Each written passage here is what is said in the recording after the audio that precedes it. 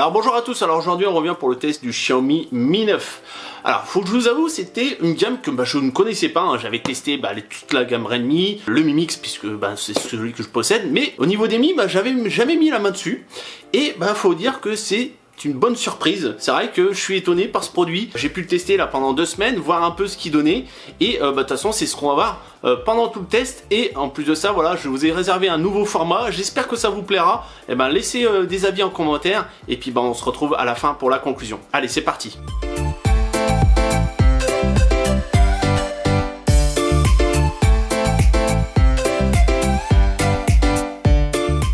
Alors on va commencer par la boîte qui a un petit effet brillant bien sympathique, ça me refait penser un peu aux images Pamini que j'avais à l'époque quand j'étais jeune. À l'intérieur on trouve une petite boîte avec tous les accessoires, donc un adaptateur tissé vers jack, un extracteur de SIM, les bandes d'emploi et une petite coque silicone fumée.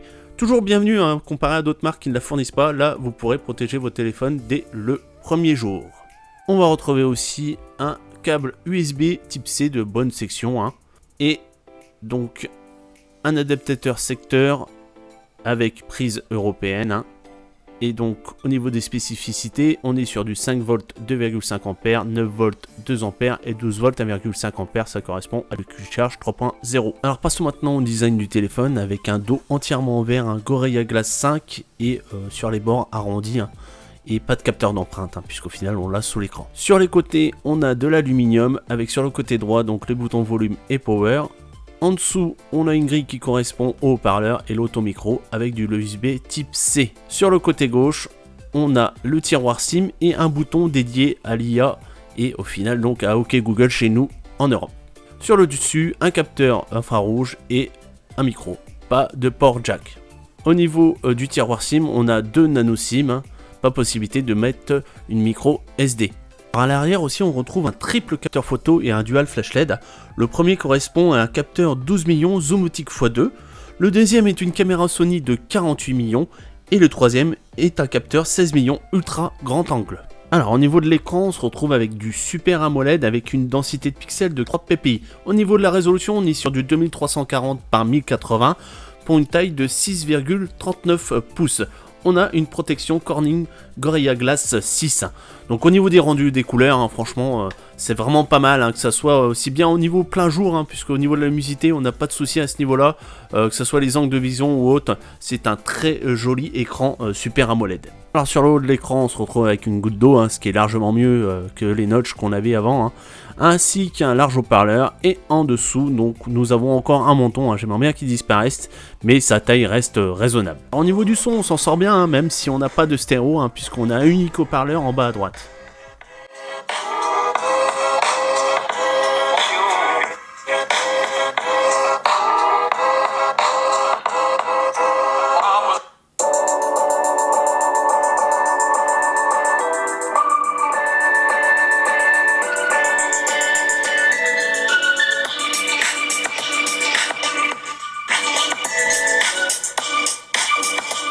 Alors, au niveau du processeur, on est équipé d'un Snapdragon 855 épaulé par 6 Go de RAM, et ce qui permet de faire tourner tous les gros jeux dessus sans souci. Donc là, j'ai testé Need for Speed No Limit, c'est un jeu que je teste sur tous mes téléphones, donc ça tourne sans problème. Et pour le pousser dans ses derniers retranchements, quoi de mieux que tester avec PUBG, avec les graphismes à fond. Et donc là, on a pu faire sur une session de 15 minutes, j'ai pu relever la température et vous voyez qu'on monte maximum à 35 degrés, donc c'est vraiment bien maîtrisé de la part de Xiaomi, surtout au niveau des températures. Alors parlons maintenant connectivité, donc j'ai pu tester aussi bien là en Wi-Fi 5 GHz, pas de souci à ce niveau là, un très bon débit. Niveau de la data, donc en 4G, vu qu'on a toutes les bandes, on est bien en B20, B28, on a aussi donc la 4G+, pas de problème, moi j'ai testé ça chez Bouygues. Et au niveau du GPS, j'ai pu tester ça au niveau de mes trajets quotidiens, pas de problème, la navigation se fait sans défaut. Alors au niveau du NFC, la première fois que j'ai voulu l'utiliser pour payer, tout simplement ça n'a pas fonctionné, puisqu'en fait apparemment on m'a dit sur Twitter qu'il fallait activer une option, donc je vous ai mis un petit screen de l'option à modifier pour que ça fonctionne aussi bien sur Google Pay que sur Pili. Et pour finir, au niveau du Bluetooth, on est sur du 5.0 compatible aptX HD. Petite nouveauté sur ce Mi 9, c'est la présence d'un capteur d'empreinte sous l'écran. Donc c'est vrai que ça fait son petit effet waouh au début, et après on déchante un peu parce que voilà, ça reste moins réactif qu'un capteur physique de base, on va dire, Que là, bon, bah la technologie est nouvelle et ça reste perfectible sur les commandes, hein. Des fois, bah, ça ne répond pas au quart de tour. C'est vrai que bah, c'est plus rapide, on va dire, avec un capteur physique qu'on a l'habitude d'avoir, hein, sur le dos de nos téléphones, du moins sur la gamme Xiaomi. Par contre, bonne nouvelle, hein, c'est au niveau du déverrouillage facial qui est ultra rapide, hein. C'est bien simple, vous n'avez même pas le temps de voir l'écran de verrouillage, hein, quand vous mettez votre téléphone juste devant votre visage, hein, ça se déverrouille instantanément.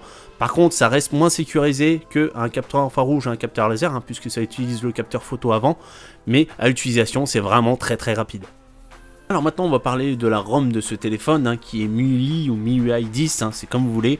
Donc c'est un mix entre Android et iOS, certains ne connaissent pas, et justement bah, c'est ce qu'on va voir, on va essayer d'approfondir un peu toutes les fonctions qu'on peut retrouver sur MIUI 10. Et un de ses premiers aspects, hein, c'est la personnalisation, hein. Déjà, au niveau des réglages, par exemple, vous avez la possibilité de mettre le thème sombre, hein. Ça va tout simplement changer vos menus sur un fond noir et permettre tout simplement de gagner en autonomie, hein, puisqu'avec le Super AMOLED, la LED ne s'active pas, hein, si c'est pour afficher du noir. Et en plus de ça, vous allez pouvoir reposer vos yeux la nuit. Alors, si vous activez le mode Always on Display, hein, c'est en fait l'affichage de l'heure quand l'écran est verrouillé, eh ben, vous allez pouvoir modifier son apparence, hein. C'est-à-dire que vous allez pouvoir par exemple afficher un cactus, un motif floral, un astronos. Vous allez pouvoir modifier ça à votre convenance.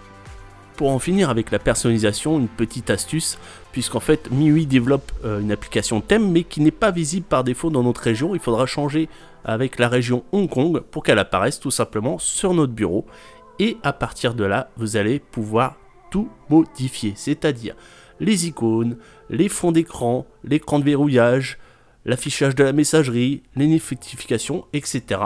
Vous allez avoir une boutique qui va vous proposer plein de thèmes différents sur la nature, sur les voitures, etc. Vous allez pouvoir personnaliser votre téléphone à votre image.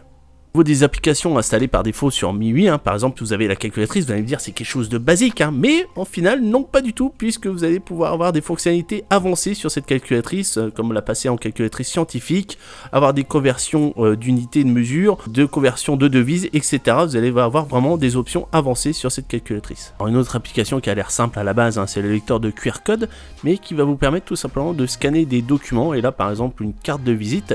Et après, bah, vous allez tout simplement pouvoir l'enregistrer dans votre téléphone, la faire passer en niveau de gris ou lui faire reconnaître les caractères qui sont écrits dessus et les enregistrer dans vos notes. Alors vous avez aussi l'application sécurité, hein, qui rassemble plusieurs fonctionnalités, comme le fait que là vous avez possibilité d'augmenter la vitesse, hein, donc en fait ça va simplement vider le cache, hein, des applications qui sont en cours, et aussi un nettoyeur de fichiers, hein, donc c'est tout simplement les fichiers obsolètes qui restent par défaut, hein, tout ce qui est fichier temporaire, tout ça qui va être nettoyé du téléphone. Par contre vous allez voir une chose, c'est que c'est la seule fois où j'ai eu de la pub, hein. D'habitude ouais, on aurait pu avoir par exemple dans les gestionnaires des applis ou autres, là c'est la seule fois que j'ai eu de la pub du moins sur cette appli. Alors au niveau de l'application sécurité, vous retrouvez la fonctionnalité Game Turbo, hein, c'est ce qu'on peut retrouver sur les Black Shark, hein, les smartphones gamers de la marque, avec quelques optimisations comme le fait que vous pouvez améliorer la bande passante pour le jeu, le fait que ça décroche en main libre, etc. Plein de petites astuces en plus, par exemple aussi ouvrir un navigateur avec une fenêtre pop-up pour permettre tout simplement de faire des recherches pendant que vous êtes sur le jeu directement. Voilà, quelques petites améliorations pour améliorer le gameplay. Au niveau de MIUI, hein, vous avez aussi MiCloud, hein, qui va vous permettre de sauvegarder votre téléphone, hein, c'est-à-dire les SMS, les contacts, la galerie, les réglages Wi-Fi, les paramètres, etc. La position de votre bureau ou autre, vous allez pouvoir tout sauvegarder à jusqu'à 15 Go gratuitement, et après bien sûr il faudra investir dans un abonnement. Alors, sur la gauche de votre téléphone, hein, vous avez le bouton IA, hein, qui correspond chez nous à l'assistant Google avec lequel vous allez pouvoir faire vos recherches ou tout simplement commander votre domotique.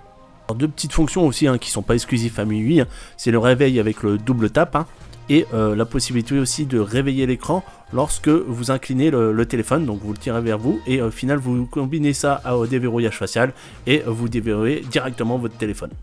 Alors au niveau de l'application télécommande, vous allez pouvoir faire reconnaître votre TV et pouvoir la piloter sans souci. Pour ceux qui se posent la question, au niveau des DRM, hein, pour le Widevine, on est bien sur du L1, donc qui vous permettra de regarder les Netflix, Amazon en HD. Alors, par contre, petit bug à préciser, on n'a toujours pas l'affichage des notifications en haut à gauche du téléphone. J'espère que ça sera réglé dans une prochaine mise à jour. Passons maintenant au plus gros atout de ce téléphone, hein, c'est sa partie photo avec ses 3 capteurs. Vous allez pouvoir prendre des photos dans toutes les situations, comme là vous allez pouvoir zoomer, hein, directement sur des sujets sur lesquels vous voulez avoir plus de détails. utiliser le bokeh, par contre, qui va déformer un peu la réalité parce qu'il va augmenter un peu le contraste sur les photos. Mais le plus gros atout, c'est vraiment son grand angle avec lequel vous avez des sujets qui sont assez rapprochés. Et là, vous allez pouvoir prendre la photo avec le sujet en entier dessus.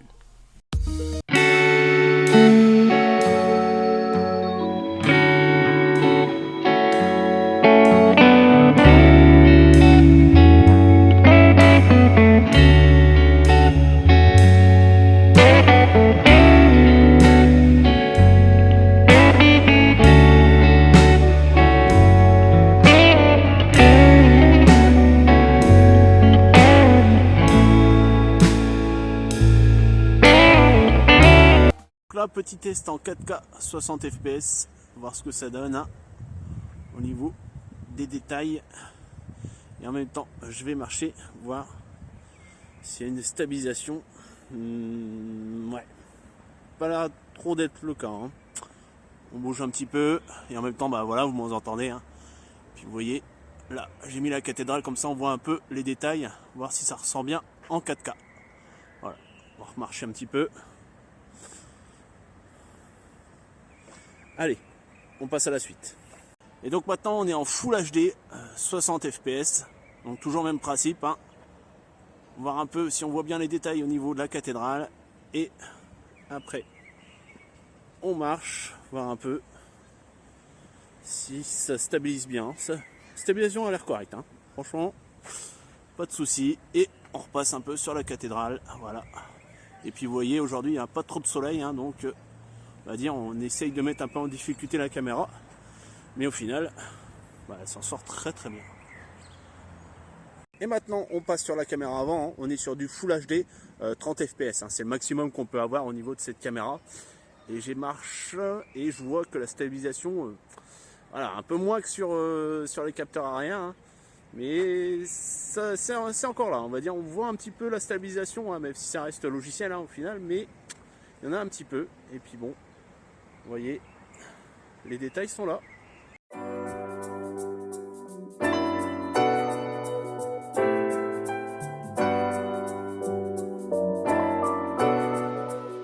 Et pour finir, on va parler de la recharge du téléphone, aussi bien filaire que sans fil, hein, puisque vous allez pouvoir monter jusqu'à une recharge sans fil de 20 watts, et au niveau filaire, jusqu'à du Quick Charge 4.0+.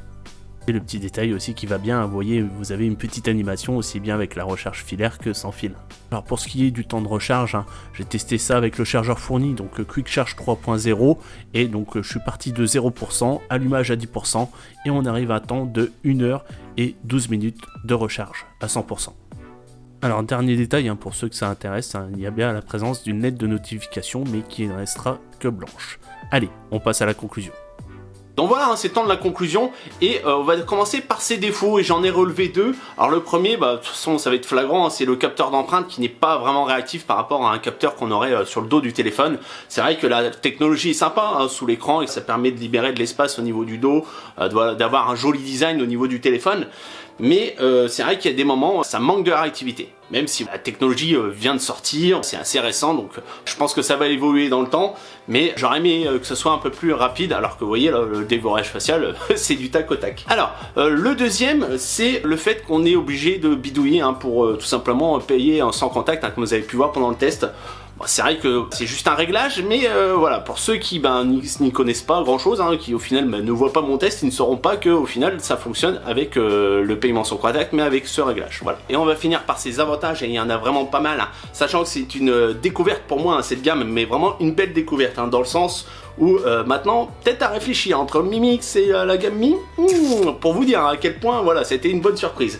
Et bah voilà, son design, son écran, l'appareil photo, la recharge sans fil, le Bluetooth 5.0, je pourrais en parler pendant 10 heures, pour dire que voilà. Et tout ça pour un prix de 499 € hein, pour la version 664 et 529 pour la 628. Donc il existe en deux couleurs, en noir et en bleu. Si vous voulez l'acheter, vous aurez tous les liens dans la description. Donc voilà, ce petit test est fini, hein. Si vous avez aimé, likez, partagez, abonnez-vous. Ciao, bye bye, à la prochaine.